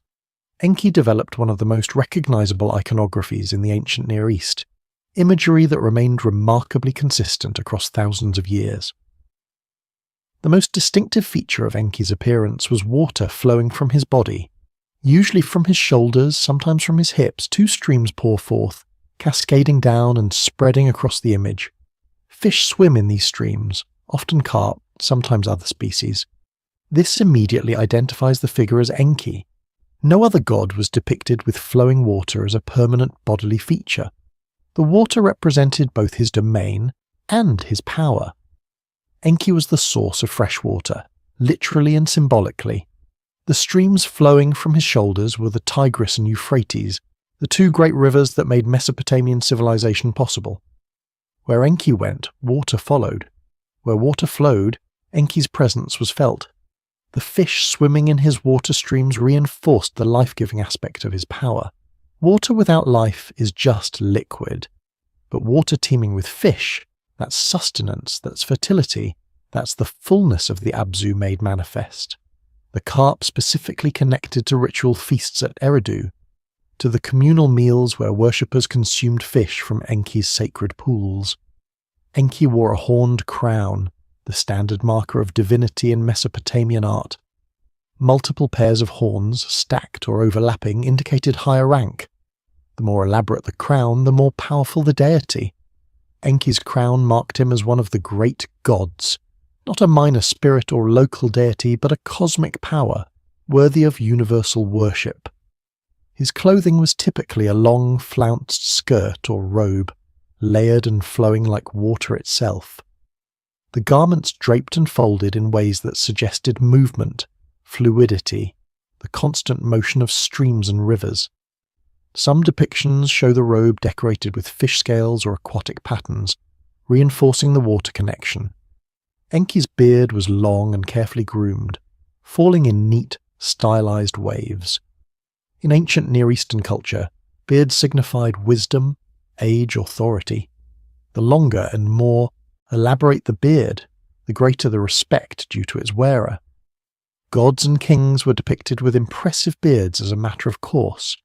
Enki's beard was particularly notable, often shown with multiple tiers of curls, emphasizing his status as the wisest of gods. One of Enki's primary emblems was the goatfish, a hybrid creature with the head and upper body of a goat and the lower body and tail of a fish. This creature appears in Mesopotamian art from the Neo-Sumerian period, around 2100 BCE through Hellenistic times, and eventually entered Greco-Roman art as the origin of the zodiac sign Capricorn. The goatfish combined Enki's terrestrial and aquatic aspects into a single hybrid form. The goat represented ambition and ability to climb to heights that seem impossible, sure-footedness on difficult terrain, and the capacity to survive in harsh mountain environments. The fish represented the water realm, fertility coming from the depths, and the submerged mysteries of the Abzu. Together they symbolized Enki's capacity to navigate both worlds, to bring the power of the underground ocean to the surface world where humans lived and farmed. The goatfish appears in Mesopotamian art from the Neo-Sumerian period, around 2100 BCE, and continues appearing through Hellenistic times, a span of over 2,000 years. It was eventually adopted into Greco-Roman art and became the origin of the zodiacal constellation we know as Capricorn. The Romans associated it with the god Pan, but the image itself came from Mesopotamia, from the ancient symbol of Enki. The goatfish wasn't just associated with Enki in specifically religious contexts. Clay figurines of goatfish creatures were manufactured and used in apotropaic magic, rituals designed to ward off evil spirits and protect homes and families. The creature had protective power that extended beyond its connection to any specific deity, becoming a general symbol of beneficial influence that ordinary people could employ for their own safety. Another important emblem was the ram-headed staff.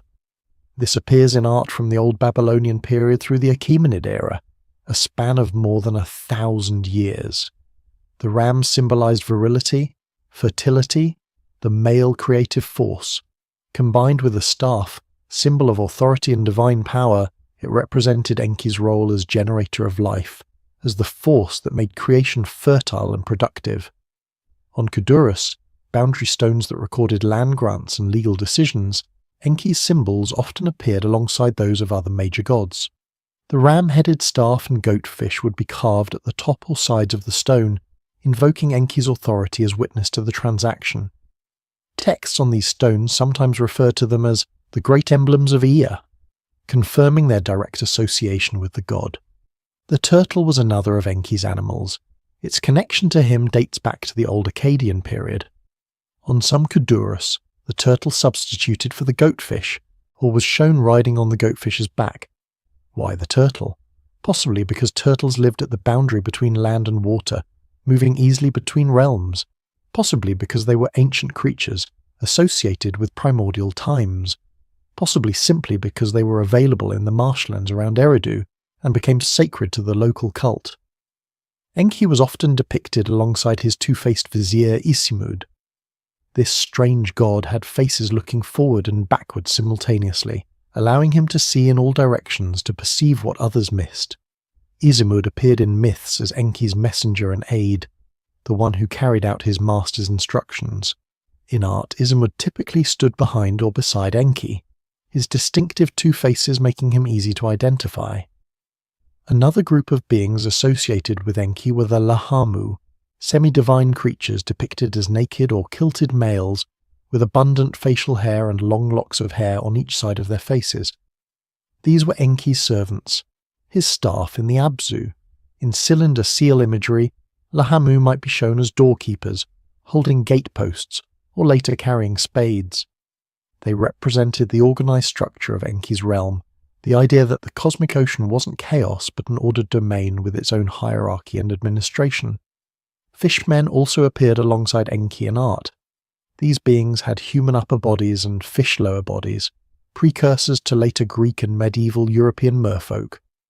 They stood beside Enki's symbols, attended his shrines, appeared in protective contexts. The fishmen represented the humanization of aquatic forces, the idea that the waters contained intelligences similar to humanity, but adapted to a different environment. One of the most famous and detailed examples of Enki's iconography is the Ada seal, a cylinder seal from around 2300 BCE during the Akkadian period. This small but remarkably detailed artifact provides a window into how ancient Mesopotamians visualized their gods and the relationships between them. The seal shows Enki seated on a throne with characteristic water streams flowing from his shoulders, rendered with careful attention to the cascading movement of water. Fish swim in these streams, their forms recognizable, even in the small scale of cylinder seal art. An ibex or bull crouches at Enki's feet, connecting him to the wild animals that benefited from his water provision. An eagle descends from above, wings spread in flight, possibly representing divine messengers or the connection between earthly and celestial realms. Behind Enki stands Izimud with his distinctive two faces, showing both his forward and backward visages simultaneously, emphasizing his role as the god who sees what others miss. Other gods appear in the same composition, providing context for Enki's place in the pantheon. Shamash, the sun god, is shown rising from a mountain, his rays spreading across the scene, representing dawn and the return of light. Ishtar, the goddess of love, and war, appears armed and ready for battle, her militant aspect on display. The inclusion of multiple major deities in one composition wasn't random. It suggested relationships, hierarchies, and cosmic interactions. The Adda-Seal's composition has generated extensive scholarly discussion about what story or concept it depicts. Some scholars interpret it as representing the revelation of natural forces in early spring, when the sun strengthens after winter's darkness, and waters flow with renewed vigour as snows melt and winter rains give way to growing season. This reading sees the seal as celebrating the annual renewal of life-giving forces. Others connect the imagery to specific myths, seeing possible references to particular divine conflicts or resolutions, moments when the gods acted together to preserve cosmic order. Some have suggested connections to the Anzu myth, where a divine bird steals the tablets of destiny and must be defeated to restore proper authority. What remains clear, regardless of specific interpretation, is that Enki holds a central position in the composition. His presence commands respect even from other major deities, and his association with water defines his visual representation. These symbols and images weren't just artistic choices, they were theological statements. They communicated truths about Enki's nature, his powers, his relationships with other divine beings. When a Mesopotamian saw water flowing from shoulders, they knew immediately which god was being invoked. When they saw a goatfish, they recognized Enki's protective influence. The iconography was a language, a visual code that conveyed meaning to those who understood its conventions. As Mesopotamian culture spread and evolved, as political powers rose and fell, Enki's imagery travelled with his worship. Babylonians adopted the symbols when they adopted the god, renaming him Ea but keeping his visual identity largely intact. The Hittites and Hurrians, cultures to the north and west, incorporated Enki into their own pantheons, maintaining his association with water and wisdom. The goatfish travelled furthest of all, eventually reaching Greek culture and transforming into the zodiac constellation Capricorn. This spread of Enki's cult beyond its Sumerian origins reveals how influential he remained, even as the political landscape of the ancient Near East transformed dramatically. Enki wasn't just a local deity who happened to gain regional importance. He was a fundamental religious concept, an understanding of how knowledge, water, creativity, and civilization interrelated, and that concept proved durable across cultural boundaries. Evolution and cultural spread, from Enki to Ea and beyond. The transition from Sumerian to Akkadian culture in Mesopotamia wasn't a clean break or sudden conquest that erased the previous civilization. It was a gradual, complex process of linguistic and cultural blending that stretched across centuries, with periods of Sumerian dominance, Akkadian dominance, and mixed administration. As Akkadian became the dominant language of Mesopotamia, particularly for administration and diplomacy, Sumerian gods acquired Akkadian names and sometimes underwent adjustments to their characteristics to fit new cultural contexts and political needs. Enki became Ea in this transition. The name change reflected linguistic shift from Sumerian to Akkadian, but the deity remained fundamentally recognizable. Ea was still the god of freshwater, wisdom, magic, creation, and crafts. His temple remained at Eridu, still bore the name Eabzu, and continued to function according to patterns established thousands of years earlier. His symbols remained water streams and goatfish, instantly identifiable to anyone familiar with his cult. His role in myths stayed largely consistent across the language barrier. But there were subtle shifts in emphasis as the tradition passed from Sumerian to Akkadian hands. Akkadian religious texts, particularly those from Babylon, placed increased emphasis on Ea's role as creator and designer, as the god responsible for fashioning humanity and organizing the natural world according to divine plan. The aspect of Ea as Nudimud, the fashioner of forms, became more prominent in Babylonian literature. Creation myths written in Akkadian gave Ea central importance not just in executing creation, but in conceptualizing it, in figuring out how to make the cosmos function properly. The Enuma Elish, Babylon's great creation epic composed around 1100 BCE, shows this religious political evolution clearly. In this text, Ea is portrayed as belonging to the older generation of gods, wise and powerful, but ultimately overshadowed by his son Marduk, who becomes the supreme deity. The text goes to considerable lengths to establish that Ea willingly and deliberately passes his authority to Marduk, that the younger god receives his father's blessing, his father's name, and his father's offices in a formal transfer of power. At the epic's conclusion, Ea gives Marduk his own name and puts him in charge of his offices, symbolically transferring wisdom and authority from one generation to the next. This wasn't just mythological narrative divorced from political reality. It was political theology, religion in service of state power. Babylon wanted and needed its patron god, Marduk, to be supreme over all other deities. But Babylon couldn't simply erase or ignore the older, more established deity who had been worshipped for thousands of years before Babylon existed as a major power. Enki Ea had temples throughout Mesopotamia, priesthoods that maintained his worship, traditions too deeply rooted to be eliminated by decree. Instead, Babylonian theologians incorporated Ea into Marduk's story, making the wisdom of the older god the foundation for the younger god's power, suggesting continuity rather than displacement. Ritual texts demonstrate this integration in practice. Incantations, originally written for Ea, were carefully edited by Babylonian priests, the name changed from Ea to Marduk, the ritual structure maintained but redirected to the new supreme god. A typical formula in later texts might invoke Ea as the source of magical knowledge, Marduk as the implementer of that knowledge, and Shamash the sun god as the purifier who made the ritual effective. The older god wasn't forgotten or diminished. He was repositioned in the hierarchy, given a supportive role that acknowledged his essential contribution while elevating Marduk above him. The cult of Ea Enki spread to neighbouring cultures. The Hittites of Anatolia incorporated him into their pantheon, recognizing his importance in Mesopotamian culture they traded with and borrowed from.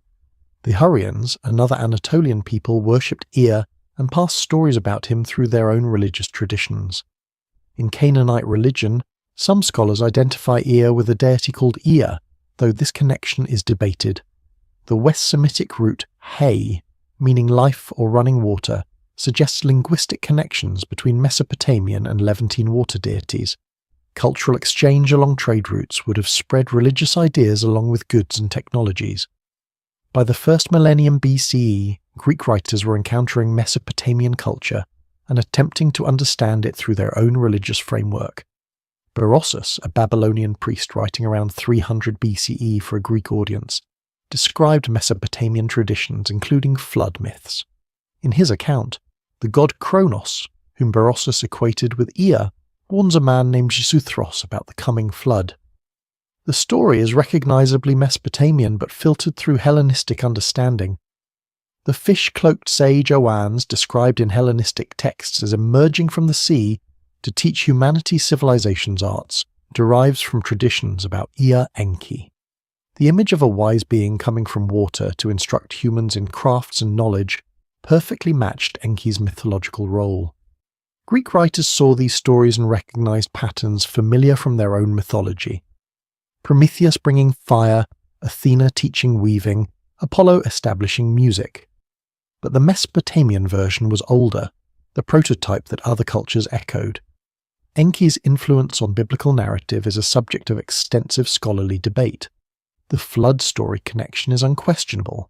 The Mesopotamian account predates Genesis by at least 1,000 years, and the parallels are too specific to be coincidence. Whether the biblical authors directly borrowed from Mesopotamian sources, or whether both traditions drew from a common cultural pool of ancient Near Eastern storytelling is less certain. The creation of Eve from Adam's rib shows another possible connection. The Sumerian myth of Enki and Ninhursag predates Genesis by millennia. The goddess Ninti, created from Enki's rib to heal him, whose name plays on words meaning both rib and life, looks very much like a prototype for Eve. Samuel Noah Kramer, one of the pioneering Sumerologists, argued this case extensively. The biblical storytellers inherited Mesopotamian traditions, adapted them to monotheistic theology, and preserved them in Hebrew form. Not everyone agrees. Some scholars argue the similarities are superficial, that the biblical texts developed independently. The debate continues, will likely continue indefinitely. What's clear is that ancient Near Eastern cultures shared mythological motifs, that stories circulated through trade and conquest, that religious ideas crossed boundaries even when political allegiances didn't. In modern times, Enki has experienced a bizarre renaissance in pseudoscientific literature. Zecharia Sitchin's work, particularly The 12th Planet and subsequent books, reinterpreted Enki and the Anunnaki as ancient astronauts, extraterrestrial beings who genetically engineered humans to serve as slave workers mining gold. This interpretation has zero support from actual Mesopotamian scholarship, but has become wildly popular in alternative archaeology circles. Sitchin's version of Enki was a benevolent alien scientist who defied his father and brother to help humanity achieve independence. The Mesopotamian myths were reread as distorted accounts of real historical events involving space travel, genetic engineering, and ancient advanced technology. The Anunnaki became aliens from a hypothetical planet called Nibiru. The Abzu became a mining operation. The creation of humanity from clay became genetic manipulation in laboratories. Professional scholars working with primary Mesopotamian sources have universally rejected Sitchin's interpretations. His linguistic analysis has been shown to contain fundamental errors in understanding Sumerian and Akkadian. His translations departed from established scholarly consensus in ways that supported predetermined conclusions rather than following the evidence. The ancient astronaut hypothesis, while popular in certain circles, has not withstood academic scrutiny from archaeologists, linguists, and historians who work directly with cuneiform sources and archaeological evidence. But Sitchin's work reached a massive popular audience, far larger than academic scholarship ever does. Millions of people believe some version of the ancient astronaut theory. Enki has been transformed in popular culture from a Mesopotamian deity into an alien genetic engineer, a transformation that would have baffled the ancient Sumerians who worshipped him. More thoughtful modern engagements with Enki come from comparative mythology and religious studies. Scholars have identified parallels between Enki and other trickster figures from various cultures: Loki in Norse mythology, Prometheus in Greek tradition, Coyote in Native American stories, Anansi in West African traditions. The pattern of the clever deity who helps humanity, who bends or breaks divine rules for mortals' benefit, appears across many cultures. Whether these similarities reflect cultural diffusion from a common source or represent independent development of similar archetypes remains debated. What's clear is that Enki represents one of the oldest documented examples of this type, making his mythology valuable for understanding how such patterns develop. His role as culture hero, as the god who brings civilization to humanity, connects him to similar figures worldwide. Prometheus bringing fire, Quetzalcoatl teaching agriculture, Anansi bringing stories. These deities serve similar functions, they're bridges between divine and human realms, bringing gifts of knowledge and power that elevate humanity beyond simple survival. Enki appears occasionally in modern fiction. Science fiction author Neil Stephenson used him as a character in Snow Crash, connecting ancient Sumerian language and religion to computer programming and information theory. Other fantasy and historical fiction writers have drawn on his mythology when depicting ancient Mesopotamia or when creating religious systems for their invented worlds. Visual artists have been inspired by Enki's distinctive iconography. The image of a bearded god with water flowing from his shoulders, fish swimming in divine streams, has aesthetic appeal beyond its religious origin. Modern illustrations, sculptures, and paintings sometimes reference Enki, adapting ancient imagery for contemporary artistic purposes. In neo-pagan and modern polytheist communities, some practitioners have attempted to revive worship of ancient Mesopotamian deities. These efforts are complicated by the enormous historical and cultural distance separating modern practitioners from ancient Mesopotamian religion. We don't know most of the hymns, most of the rituals, most of the prayers that ancient worshippers used. What survives in cuneiform tablets is fragmentary, incomplete, often cryptic even when translated, but the attempt itself speaks to something powerful in Enki's mythology. Here was a god who valued wisdom, who protected humanity, who solved problems through cleverness rather than violence. Those qualities remain appealing millennia after his cult center at Eridu was abandoned. The question, what happened to Enki, has a simple answer and a complex one. Simply, his cult faded as Mesopotamian civilization was conquered, converted, absorbed into other cultures. The temples were abandoned, the priests died without successors, the rituals were forgotten. Enki, like all the gods of ancient Mesopotamia, ceased to be worshipped. But complexly, Enki never quite disappeared. His myths were preserved in libraries, in cuneiform tablets that survived buried in ruins. His stories influenced later traditions. His imagery travelled across cultures.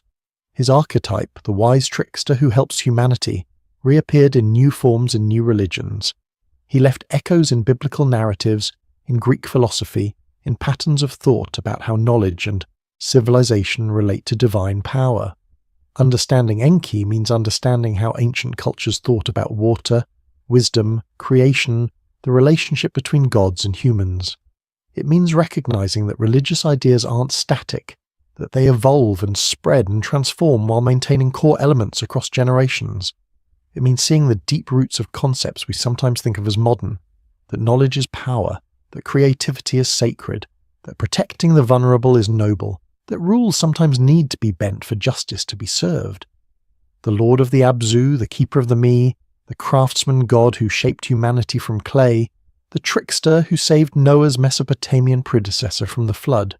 Enki was all of these things, and in studying him we study ourselves, the stories we tell, the gods we imagine, the ways we try to make sense of existence. Conclusion. The legacy of the water. God. We've travelled a long road tonight, from the marshes of ancient Eridu to the heights of cosmic assembly, from the paradise of Dilmun to the depths of the flood waters, from drunken banquets where civilizations were given away to the precise rituals of temple worship, through creation and destruction, trickery and wisdom, sexuality and healing. Enki emerges from all these stories as one of the most complex, most human deities of the ancient world. He wasn't distant and abstract. He wasn't merely symbolic. He was a character, a personality, someone you could understand even when you couldn't always predict what he'd do next. He valued knowledge above power. He chose creativity over destruction. He sided with the created over the creators when necessary. He was willing to break oaths, to defy authority, to risk punishment in service of what he believed was right. And what he believed was right consistently was that humanity deserved to exist, to thrive, to have access to the tools and knowledge that made civilization possible. In a pantheon full of gods who demanded sacrifice and obedience, Enki offered something different: partnership. He worked with humanity rather than merely ruling over them. He was a teacher more than a king, a craftsman sharing his workshop rather than a lord issuing commands from a throne. The ancient Mesopotamians understood something profound when they developed Enki's mythology. They recognized that survival required more than just military power or agricultural productivity. It required wisdom, cleverness, the ability to solve problems that had never been solved before. It required someone willing to take risks, to try unconventional approaches, to think their way through obstacles rather than simply trying to smash through them. That's what Enki represented. The possibility that intelligence could triumph over force, that creativity could reshape reality, that mercy could coexist with justice, that the world was better when problems were solved rather than when problems were eliminated along with everything associated with them. His cult lasted for thousands of years for good reason. People needed a god like Enki. They needed divine sanction for the craftsmen and scribes, for the exorcists and diviners, for the people whose power came from knowledge rather than birth or strength. They needed a cosmic champion who understood that sometimes rules needed to be bent, that authority needed to be questioned, that loyalty to creation was more important than loyalty to hierarchy. When Mesopotamian civilization finally faded, when the last priests of the Abzu departed, and the sacred pool was covered by sand, Enki didn't entirely vanish. The stories survived, preserved in cuneiform on clay tablets that were buried and forgotten and eventually rediscovered by archaeologists who learned to read dead languages. Those stories matter. Not because we need to believe in Enki as a literal deity, most of us don't, but because the stories encode wisdom, insight, ways of thinking about problems that remain relevant despite the immense span of time separating us from the people who first told them. When we face environmental crisis, we need Enki's understanding that fresh water is sacred, that water sustains all life, that we must be stewards of this precious resource. When we confront unjust authority, we need Enki's willingness to find loopholes, to protect the vulnerable even at personal risk. When we build and create, we need Enki's recognition that craftsmanship is sacred, that making things with skill and care is divine work. When we seek knowledge, we need Enki's endless curiosity, his drive to understand, his willingness to share what he learns. The Lord of the Abzu, first among the gods of Eridu, keeper of the Me, saviour of humanity. Enki was all these things and more. His mythology gave ancient people a framework for understanding their world, their place in it, their relationship with forces larger than themselves, and that framework, adapted and translated, remains useful even now. So if you enjoyed this deep dive into one of humanity's oldest deities, take a moment to like and subscribe. Let me know in the comments what aspects of Enki's mythology surprised you, what connections you see to other traditions, what questions you're left with. There are so many more stories we could explore. The complete Enuma Elish, Enki's role in the Epic of Gilgamesh, his relationships with various mother goddesses, the evolution of his cult across different cities and time periods, the technical details of how his temples functioned, the career paths of his priests and the training they underwent, the agricultural innovations that his worship supported, the mathematical and astronomical knowledge preserved by his cult. But we've covered the essentials tonight. The origins, the temple, the domains, the creation, the paradise, the flood, the transfer of civilization, the iconography, the cultural spread, the legacy. You now know Enki better than 99% of people alive today, and that's not nothing. Understanding where our ideas come from, the deep roots of concepts we take for granted, the ancient foundations underlying modern thought, that's valuable. It's a kind of wisdom Enki himself would have appreciated. Thank you for staying with me through this extended journey into the past. Rest well. Dream of freshwater springs and sacred pools, of clay shaped into life, of boats floating above drowned worlds, of goddesses stealing cosmic powers in drunken banquets, of a god who looked at humanity and decided we were worth saving. The Lord of the Abzu may be ancient history, but his story remains alive as long as someone tells it, as long as someone listens, as long as we remember that wisdom, creativity and compassion matter more than raw power ever could. Until next time.